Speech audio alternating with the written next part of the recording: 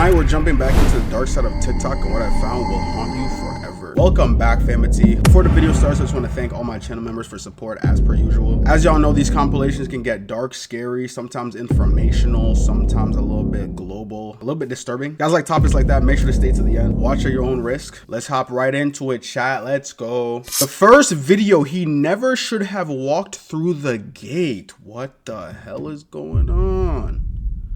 In my last video, a lot of you guys were saying I was talking too fast. Turns out when I was actually editing the video, I accidentally put the speed to like 1.5. So like, yes, I was actually talking fast. A lot of you guys weren't tripping. This one dude was asking me if I was on that booger sugar. I'm like, dude, do I look like I do that type of thing to you? I am black. I'm not doing that. But anyways, let's hop into the video. Let's see what's going on, chat.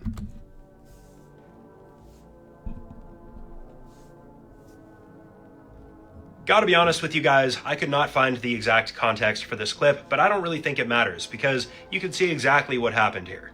Anytime you guys see low quality CCTV footage, you know the clip is going to be bad. This one shows a guy walking into an employees only area. He walks through a gate that says keep closed and he immediately starts backpedaling. That's for a very good reason. Waiting on the other side of this gate was a large bull that was not happy to see him. I can't show the footage of this happening because it would no doubt get taken down, but from what I can tell, the guy got roughed up quite a bit, but Damn. I do believe he did survive. What a lot of people don't realize, and maybe this guy, is that bulls have excellent memories. They're able to remember people's faces and whether or not they had a positive or negative impact on their life. And even if a bull doesn't necessarily dislike you, it still might attack you because they're wild, unpredictable animals. Yeah. All that to say, this footage is really not too surprising. So I guess the moral of the story here is to be wary around bulls and make sure that you treat them well because they can remember if you don't.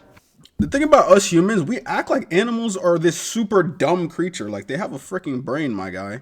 That reminded me of crows. If you guys didn't know, crows could actually do the same exact thing where they could remember people for a long time and even pass it down to their future generations, like their kids. They could pass it down to their kids, like, remember that guy's face, we hate that guy, you know what I'm saying? Jeffrey Epstein threw his jacket at an underage girl in anger as they left his helicopter on St. Thomas Island. The girls were carrying shopping bags from luxury stores like Gucci and Dior, stores that weren't available on the island. Quote, the girls were just so young they couldn't have been over 16, a former air traffic controller said. But to make them look older, Epstein would make these underage girls wear college sweatshirts as camouflage. Him and the girls would then get on his private jet and fly to wherever his services were needed. Everyone at the airport always saw him with little girls. Wow. Airport employees even joked and asked each other, quote, how many kids were on board this time? But because he tipped well, everyone overlooked it, even though he was on the island's offender list. That is wild. Breaking, troops just arrived in Greenland. Chat, do you think the United States of America is going to take over Greenland? You know what I'm saying? A lot of people are on fence about that. A lot of countries aren't so happy about that. I can't believe this is happening. Danish troops are arriving in Greenland after Trump's threats. This includes the head of the Danish army, Peter Boysen.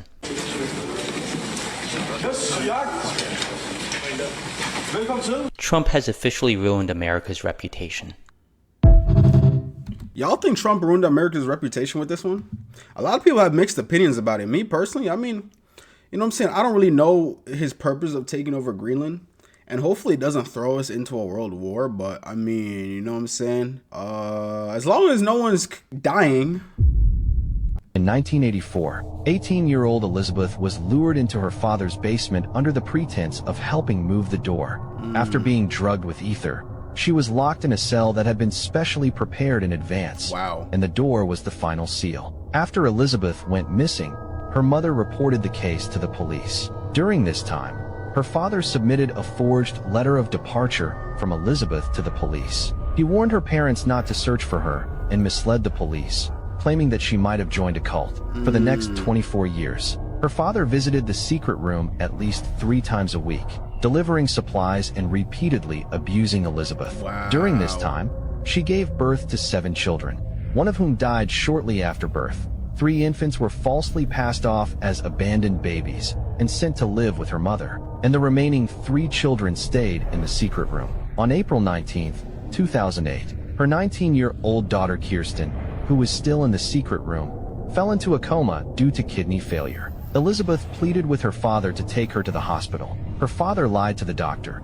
claiming to have found a note from Elizabeth explaining the origins of the child. The explanation was full of inconsistencies, raising suspicion, and on April 21st, medical staff reported it to the police. Elizabeth, constantly worried about her critically ill daughter, kept pleading with her father to take her to visit the hospital. Her father eventually relented and took them to the hospital. The police were waiting at the hospital, and as soon as they arrived, they immediately took both her father and Elizabeth into custody for questioning.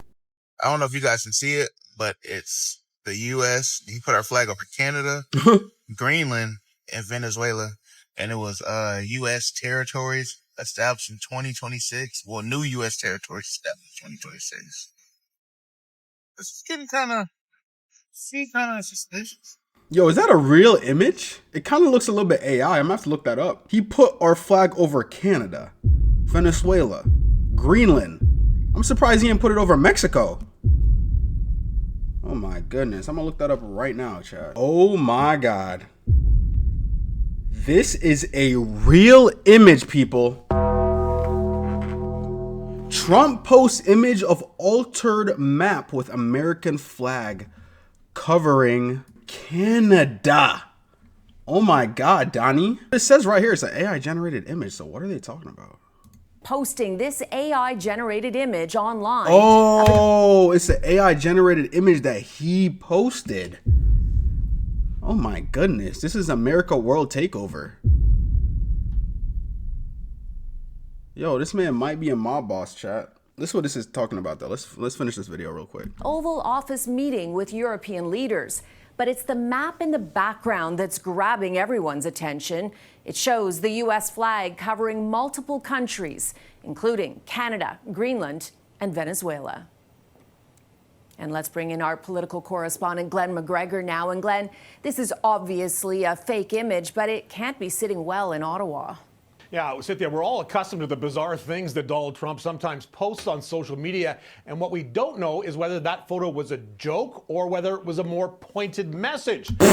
He said a joke. When was the last time we've seen the big DTJ joke? Or DJT, I meant. We've never seen Trump joke about... Bro, he's not joking. He's coming for Canada. All my Canadians that's currently watching this video, what do you think if the US made Canada a US territory or even a 51st state? Let me know down in the comments. I'm very curious to see what you guys think about that, becoming a part of the United States of America and paying taxes to the US government. Honestly, maybe your taxes might be cheaper like how they did Puerto Rico. This girl is over 100 years old, but could be waking up. What the hell? This girl died from pneumonia back in 1920, dying and being preserved in Sicily, where she still is on show in the catacombs. But why? So this is where it gets a little bit more disturbing. She was so perfectly embalmed that her eyes still appear to open and close. You see photos of her, or you actually go and see her in real life, you would think this is just a child who is still asleep, but no, she's been gone for over 100 years. The reason this is actually happening is because she is so perfectly embalmed, and due to the humidity and climate changes down in the catacomb throughout the days and months, it makes it look like her eyes are opening and closing, because to some extent, they basically are. A lot of people genuinely believe there's something a lot more going on and she is actually still alive and gonna wake up, but unfortunately, that's not the case. The scariest thing as well about these catacombs is they're not like the ones in Paris. The ones in Sicily are far worse. They literally line all of the bodies in the catacombs just straight against the walls in here for everybody to see, and Wow. they have multiple children in here who are put in their own little boxes like this girl is. Space debris has hit a 737 MAX at its cruising altitude, shattering its windscreen and injuring one of its pilots. The incident apparently happened on Thursday, but these images were just released today. The United Airlines flight that, as I said, was being operated by a 737 MAX was flying from Denver to LA. Admittedly, there is no guarantee this was space debris, but quote, scorch marks do point to either a meteorite or potentially a piece of a satellite or other man-made object. It also appears that the incident likely occurred over Utah, as you can see a sharp turn in their flight path here when they diverted and shortly after landed in Salt Lake City. I mean, that means it could possibly be like a mini meteorite, like, you know what I'm saying, a part of a meteor. It could be some satellite, parts of a satellite. I think, everyone on the plane was good. Obviously, the pilot got hit a little bit, but, you know what I'm saying, it was good that it didn't mess up the plane fully to the point where anyone was seriously injured. The youngest person ever executed in American history, just 14 years old, completely innocent. George Stinney Jr. was 14, a quiet boy who loved reading and riding his bike.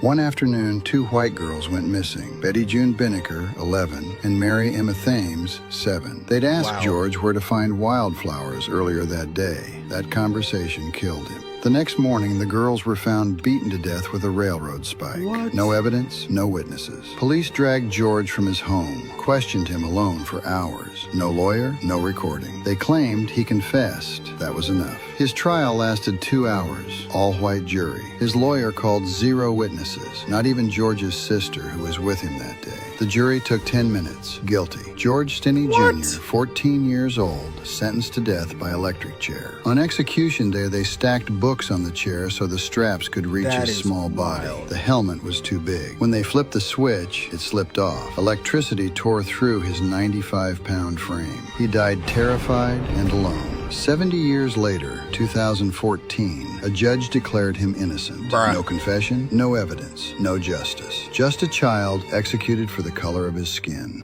Damn. They said 75 years later, he's innocent, guys. This kid is dead. Come on, chat.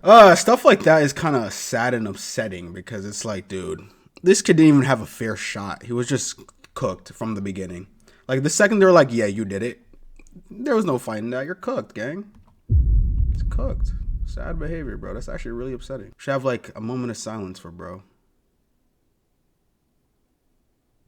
I'm a cockroach. Want me gone? Mix sugar with baking soda and leave it where I crawl. I'll eat it happily. But the soda will inflate me from the inside and I won't survive. I'm an ant. Sprinkle cinnamon or ground black pepper where I walk. I can't stand those smells and I'll leave on my own. I'm a mosquito. Can't sleep because of me? Place lavender or eucalyptus near your bed. I hate those smells. I won't come close. I'm a moth. Put cedar balls or lavender sachets in your closet. These smells are unbearable to me. I won't lay eggs here. I'm a fly. Put a bowl of apple cider vinegar with a drop of dish soup. The smell pulls me in. I land tail and sink. I'm a gnat.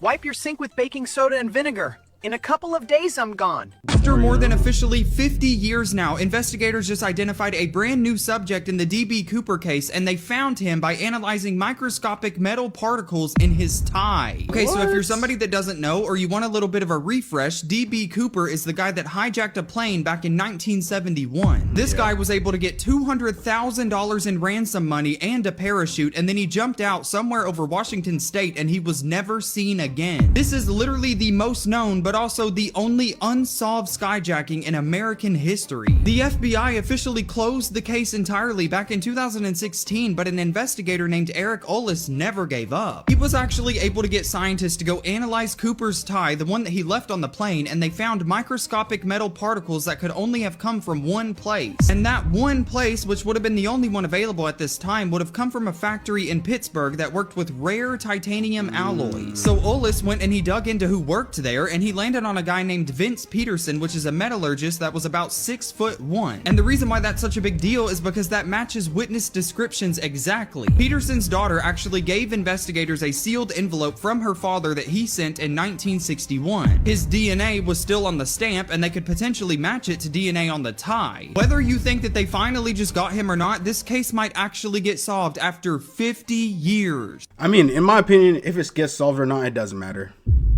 At this point, bro is probably dead or super old, so it doesn't really matter. But that is kind of cool that, I mean, I don't know about cool, but that is kind of interesting that they could match up metal particles in the air. That's also kind of concerning because why is there metal in the air? Why does this news anchor have snake eyes? What is going on, people? Let's see it. Why does this man's eye look like a snake on live TV? Check this out, y'all. Oh my god, it looks like a snake! It's like it was an accident. Look at the eye. He looks like a lizard. That's not a normal human eye. Y'all know what they say. I don't think this is a glitch on TV.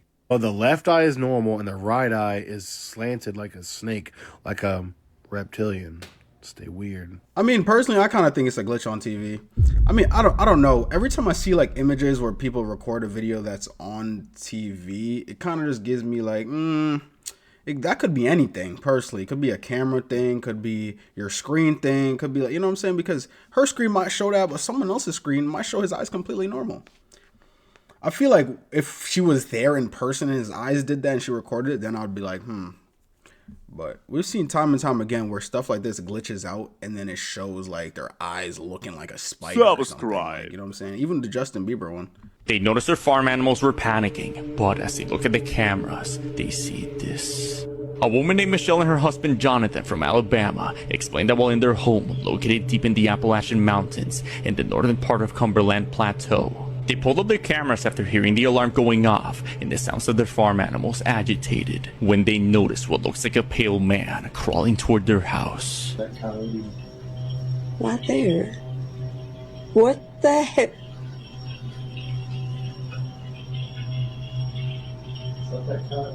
No. That's not a coyote.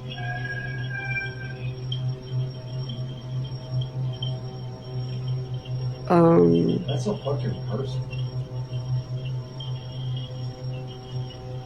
That is not a person, gang. Where's the dog? Ew. Well, you better go now.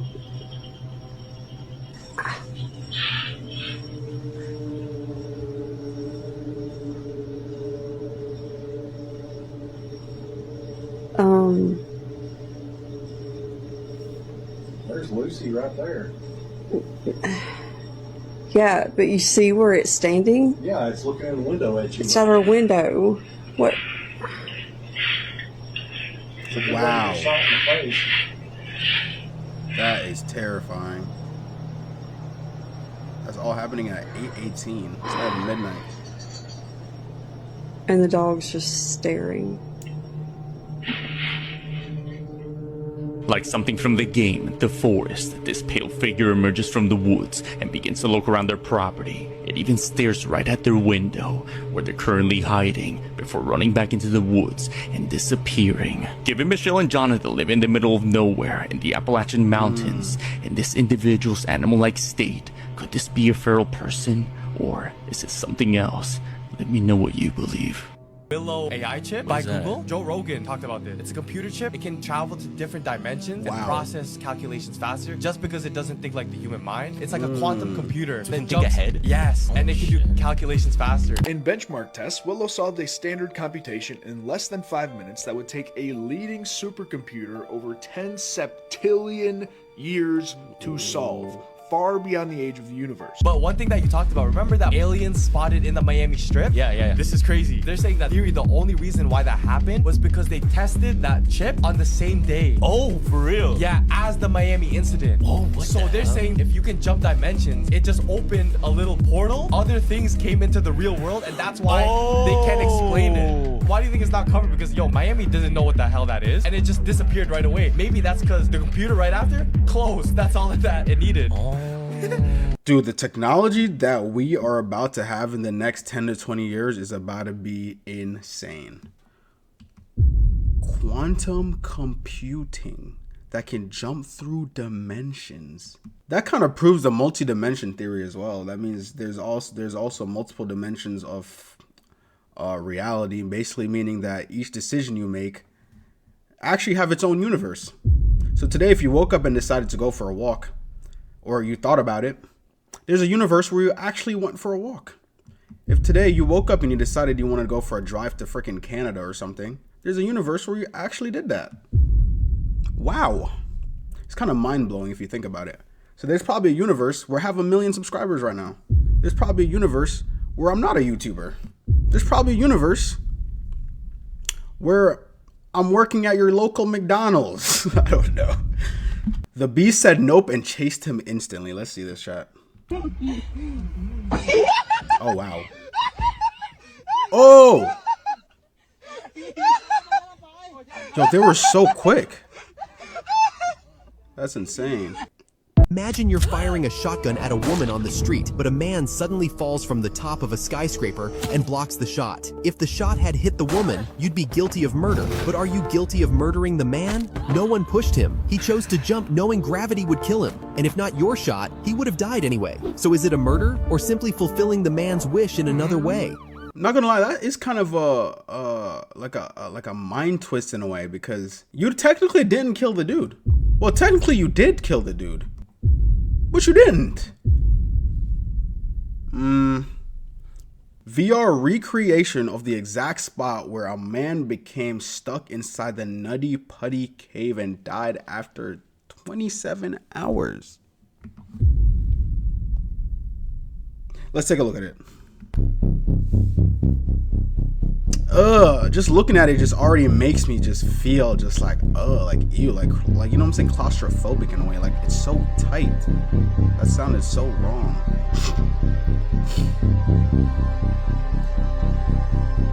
Like, what? Why are you continuing to go down that hole though, bro? Like, if chat, let's be honest, if y'all saw this right here, right? You see this, like, you see how the hole is kind of like, you know what I'm saying, a little bit of a tight fit. Are you still gonna try to push down, go into there? You know what I'm trying to say? Like, sometimes in life, I feel like there's a thing called natural selection, and this is one of those moments right here. Like, he just keeps going. I wonder what his, like, goal was. Like, what was the intentions of this, if I'm being honest? Like, did he just want to see, like, where it led, where it came out to? Because, like, right here, he's stuck. He's cooked. Russia is absolutely buried after the biggest snowstorm in 146 years dropped over 5 meters of snow. Wow. 5 meters of snow, chat. I'm actually in New York, and they said around Saturday or Sunday, New York is going to get 2 feet of snow. What the hell? Wow.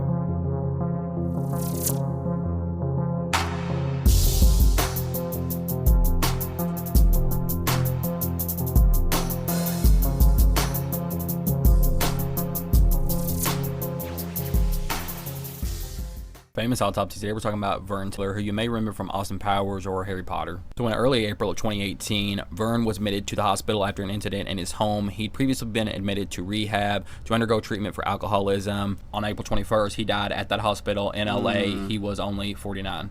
He was wheeled in for autopsy, measuring 2 foot 8 inches and 55 pounds. His autopsy confirmed that he died of multiple organ failure as a direct result of alcohol intoxication. The extremely high concentration of alcohol in his blood led to all these organs progressively shutting down. The autopsy noted a history of chronic alcoholism, which suggested pre-existing strain on his liver and cardiovascular system prior to this final incident. His blood alcohol level content was over 0.3, which is more than 3 times the legal limit.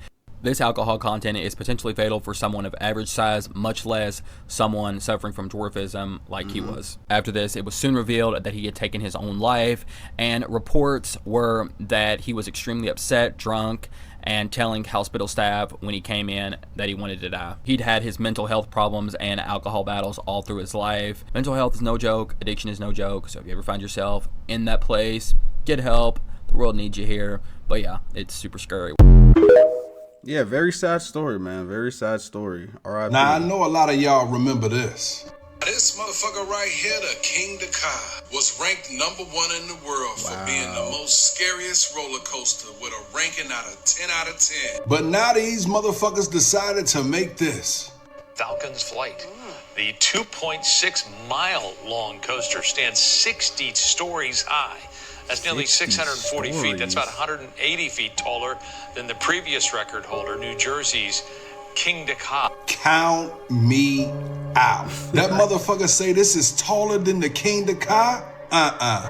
Reaches speeds of 150 miles an hour. What? I don't even do that speed in the car. Fuck no. World's tallest freestanding drop tower, tallest tilt coaster, tallest pendulum ride, and tallest inversion on a launch coaster.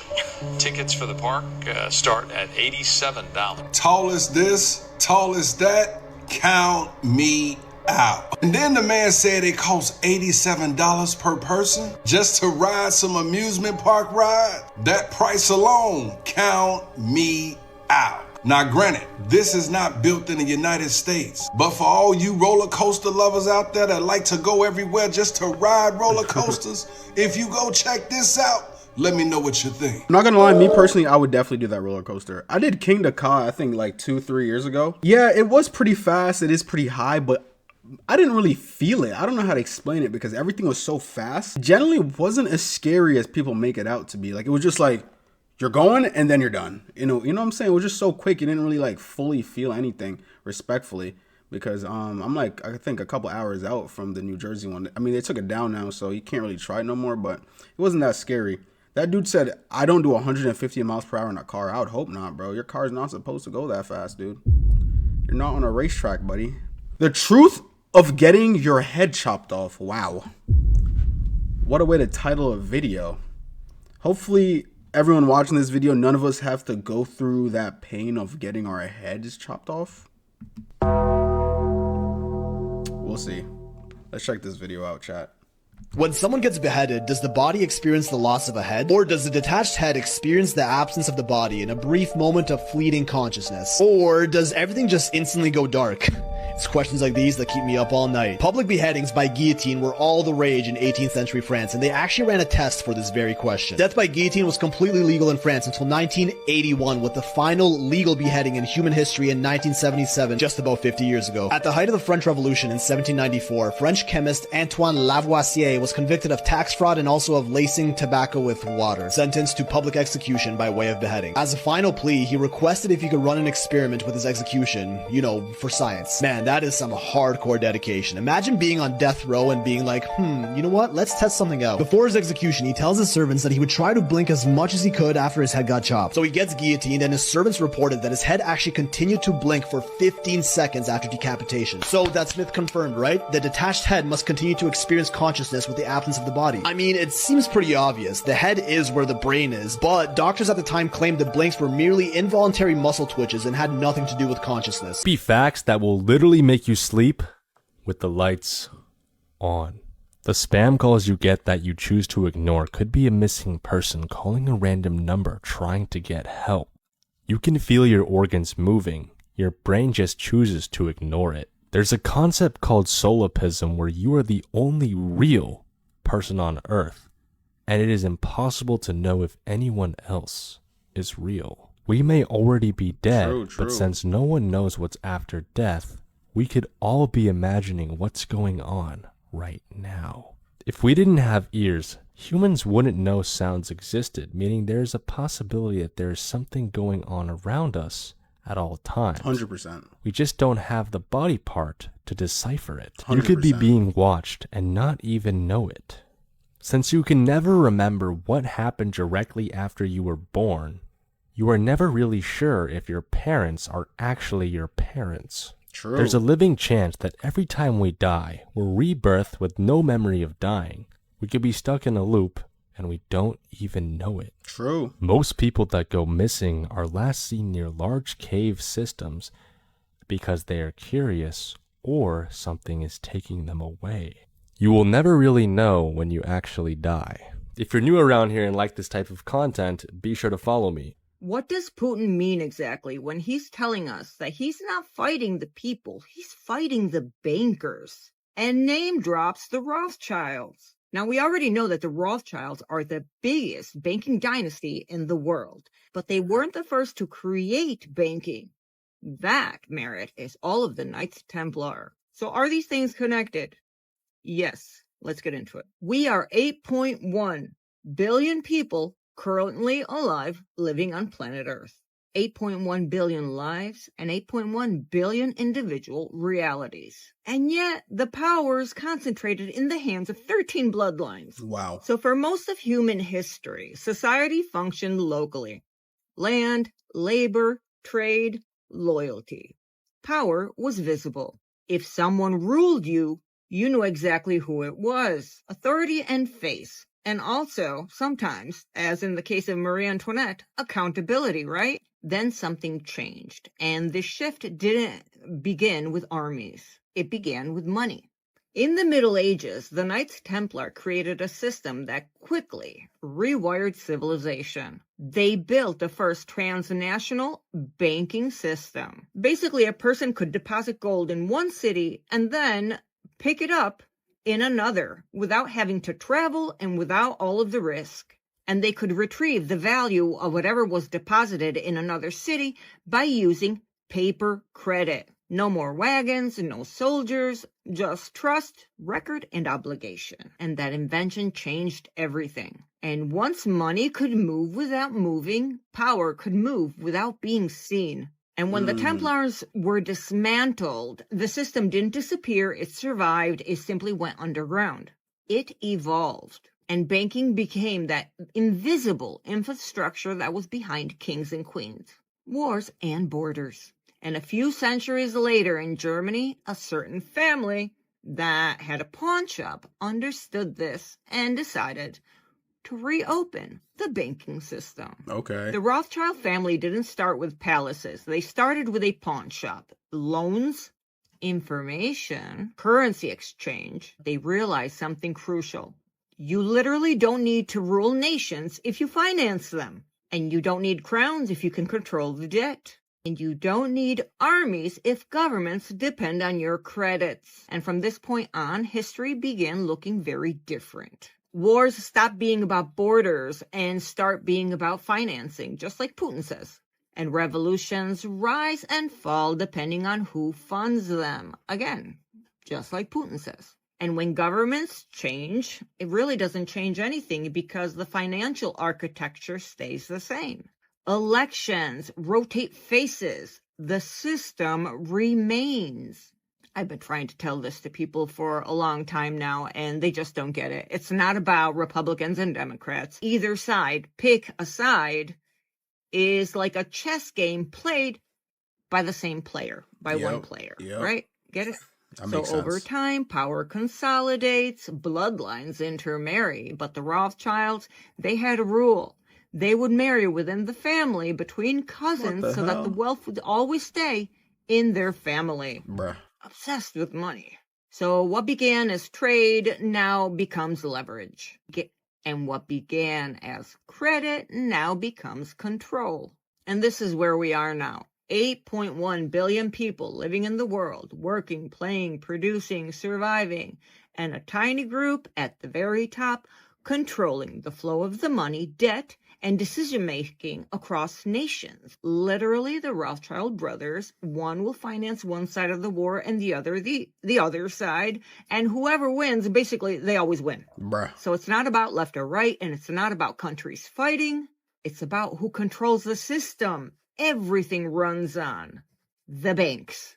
And once you understand this timeline and what's happening, history stops looking chaotic and starts looking very managed. Bottom line, it started with the Knights Templars, ended up being resurrected by the Rothschilds when they were still in Germany, living in the Jewish ghetto in their Rothschild red roof, red shield homes.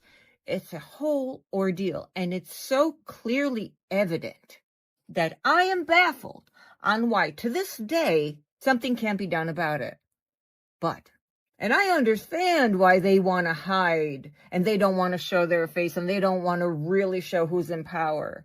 Because if you hide, no one can come and get you. If no one knows you are in control of the world, no one can stop you. So when Putin says the war isn't on you people, it's on the banks and the bankers, and name drops the Rothschilds, now you know what. Yeah, to be fair, I would honestly consider the Rothschilds the Illuminati. I mean, you got to really think about it. Like, yes, you know what I'm saying? These are super rich people. They control a lot of the banks. They kind of control the world from a lower level. Like, they're not mainstream. Like, I feel like the really rich people, the really people that control everything, they're not going to be out here like, hey, guys, we control everything. We just let y'all know we run the, you know what I'm saying? They're going to be low key. and just keeping everything on the low. So like, I think the Rothschild, they probably, you know what I'm saying, it probably runs way deeper than we probably could ever imagine, if I'm being honest. They probably have every interference with elections. They have every interference with world affairs, with wars, with all these different types of things that we're just looking at like, oh, it's Trump's fault, or oh, it's this country's fault. Or, but in reality, it could run deep as it could just be these people's fault, the Rothschild, or as I would call them, the Illuminati. So what really happened to Michael Jackson? And why do people say he was murdered? Well, it all starts with this guy, Dr. Murray. And Dr. Murray's 56 years old and he's living in Vegas. And Dr. Murray apparently loves the ladies. Wow. Despite the fact that he's married, he loves going to gentlemen's clubs and making it rain and making a big show about how much money he spends so that he can get the attention of the strippers and the cocktail servers working there. And this appears to work well for him because he smashes a lot. And all that smashing results in babies. Lots and lots of babies. In fact, Dr. Murray has 7 children from 6 different baby mamas. And that's great and all, but kids cost money, and bro doesn't really like paying child support for all those kids. And so he gets sued again and again and again by his many baby mamas for not paying child support. In fact, at the end of it all, Dr. Murray owes over $700,000 in court judgments for back child support. Not to mention late mortgage payments on his Vegas mansion, plus he got some credit card debt. So the dude needs money real bad. And one day in 2009, he gets a call that might be the answer to all his financial problems. And that call is from this guy, Michael Jackson, the king of pop. So this is happening in 2009. So who is Michael Jackson to the world in 2009? Well, he's still probably the most famous, most recognizable person on the entire planet. Everyone knows he made the biggest album of all time and broke records with his massive sellout tours in the 80s and 90s. But by 2009, he's 50 years old at this point. And Michael, he's been dealing with his own financial problems. And so due to legal bills and drug dependency and mismanagement, Michael is now apparently $500 million in debt. And so to solve this problem, he needs to start touring again. And this will be his first tour in over a decade. And so he announces this tour, and it's called This Is It. And fans are super pumped. And it sells out like 50 shows in just a few hours. It's insane. However, Michael, he's much older now, and he's not in as good a health as he was the last time he toured. But despite that, he's still determined to give it his all and perform as well as he ever has. His legacy and his financial future depend on it. And so all of this pressure, plus some health problems he's having, causes him to have terrible insomnia. And to deal with this insomnia, Michael wants a doctor to help him get through rehearsals and then through the tour. So he calls up a doctor he knows, Dr. Murray.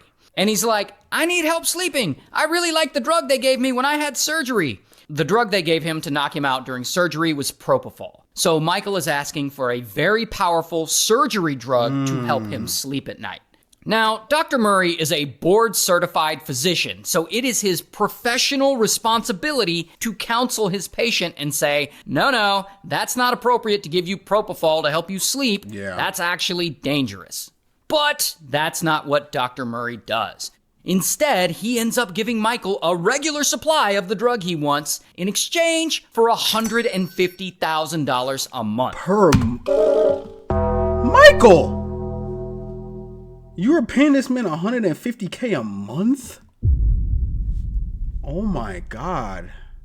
So Dr. Murray flies all the way from Las Vegas over to Los Angeles to be with Michael and be his personal doctor. And of course, Dr. Murray loves the way this makes him look important. He's always name dropping when he's in front of women, like, yeah, I'm Michael Jackson's doctor. I'll introduce you sometime. Sometimes he'll even use Michael's name to get dates with women half his age. Like, it's really gross. Anyway, so Dr. Murray and Michael, they get on this whole routine. Michael will go to rehearsals for the tour during the day, and at night, Dr. Murray sets up an IV drip of propofol next to his bed, and he gives it to him. Now, just to be clear, propofol is not a sleep medication. Like, it doesn't make you sleep. It puts you in a drug-induced coma so that you don't wake up during major surgery. Like, literally, that's what it's for. And it's only supposed to be used in hospitals because it's crucial that someone watch over you the entire time that you're on this drug, because propofol slows down your breathing, and if you stop breathing, you won't wake up, and you will, in fact, die. But Dr. Murray ignores all this, and he continues to put Michael on an extremely dangerous drug night after night after night. And he doesn't hook Michael up to a heart monitor to be alerted if he stops breathing or anything, nor does he even have life-saving equipment with him in case something goes wrong. And about 2 months go by, and then one night, something does go horribly wrong. On this night, Dr. Murray gives Michael a whole cocktail of heavy anti-anxiety drugs, but he still can't sleep. So the next morning, he gives him propofol. And then he does the worst thing that a doctor or anyone could do in this moment. He walks away and he leaves Michael there alone, unattended. And it's during that time that Michael stops breathing. And of course, Dr. Murray doesn't notice. Like, he's busy messing around on his computer and he's like checking his email, and he sees that he got an email from Michael's insurance broker for the upcoming tour, and the insurance broker is like, "Are you sure Michael is healthy enough to tour? We've heard he's not in good health." And Dr. Murray emails them back and he's like, "That's ridiculous. Michael's in perfect health." Then the dude starts making phone calls, and he's on the phone chatting with a new younger woman he's trying to smash with. And that is when he finally checks and he notices that Michael isn't breathing. So he panics and he tries to give Michael CPR. But here's the weird thing. Despite being a doctor, Dr. Murray doesn't know how to properly do CPR. So Yo, Dr. Murray, bro. You know what's funny, chat? When I first heard the story about this, how Dr. Murray and Michael Jackson died, the original story that he gave was, you know what I'm saying, he was watching Michael Jackson. He went to use the bathroom for like about, he said like 2 to 5 minutes, and came back and he was gone. But this guy's telling us that he was out here talking to girls, bro. It's kind of sad, bro. All that talent just gone just like that. He does it wrong. Now, at this point, he should at the very least call 911. Yeah. But he doesn't even do that. Instead, he calls Michael's personal security. Bruh. And so soon you have Michael's bodyguard running into the room, and Dr. Murray instructs the bodyguard to help him get rid of the propofol vials and the IV bag of propofol. And so Dr. Murray waits until after he's cleaned everything up in the room to say, "Okay, call 911. And so finally, more than 25 minutes after Murray first saw Michael not breathing, the bodyguard calls 911. Some sources say he waited as long as 83 minutes. So that's somewhere between 25 and 83 minutes of his patient not breathing. And so Michael, he's rushed to the hospital, but by that point, it's too late. Yeah. He's already gone. The most famous person in the world has passed away. And then, when the news of Michael's passing gets out, it is a massive story that blows the fuck up. And millions of people flood to Google and Wikipedia and Twitter looking for news about Michael. So much so that the sites can't handle that much traffic, and they all temporarily go down. In fact, so many people Google Michael Jackson at the same time that the people working at Google think that they're under some kind of cyber attack. That's how big this news is. Yeah. And so you already know he had hundreds of millions of fans all over the world. Mm-hmm. And of course, they are shocked and devastated. But the news the fans get next ends up being even more shocking. Due to the lethal amount of propofol medical examiners find in his system, Michael's death is officially ruled a homicide. And so, bam, police arrest Dr. Murray. Here's his mugshot. And so ultimately, he has to go to trial and answer for the fact that he gave Michael so much propofol. By the end of it all, Dr. Murray admits no fault and takes no responsibility. And so he's found guilty of involuntary manslaughter, and he's sentenced to 4 years in prison. Bad. And later in 2016, after he's out, he releases a book about Michael called This Is It, same thing as Tour was called.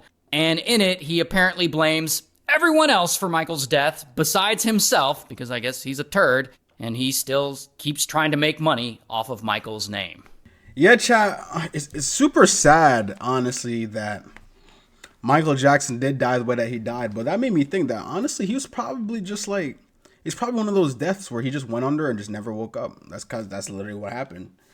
So from Michael Jackson's perspective, it was just literally just like sleep and never woke up. I mean, I don't know how you would put that in his perspective, honestly, but that should be kind of traumatizing. Him getting 4 years, that was nothing, dude. Like 4 years for that? Oh my God, bro. R.I.P. the King of Pop, bro. He went way too soon.